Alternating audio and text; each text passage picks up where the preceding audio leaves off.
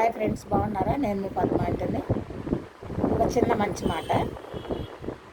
మన మధ్యతరగతి కుటుంబాల్లో ఏదైనా ఫంక్షన్లు చేస్తారు, మంచి కార్యాలు, శుభకార్యాలు చేస్తారు.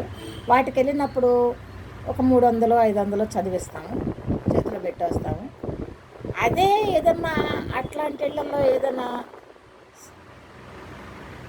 అనివార్య కారణాల వల్ల చనిపోతే, భర్త చనిపోయి భార్య ఉందనుకోండి, అది అట్లాంటప్పుడు కూడా ఆ శుభకార్యాలకు ఇచ్చే డబ్బులు ఈ అశుభకార్యానికి కూడా ఒక 500 చదివిచ్చారనుకోండి, మ్యాక్సిమం 500 మంది వెళ్తారు, 200 మంది వెళ్తారు.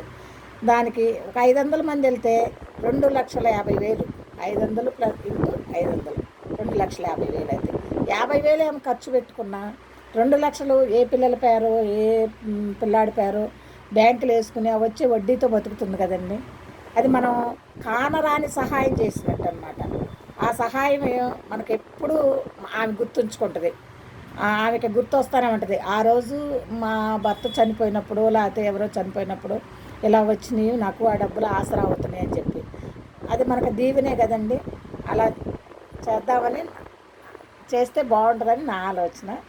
మీరేమంటారు ఫ్రెండ్స్? మంచి మాటే కదా, ఒక లైక్ ఇచ్చుకోండి.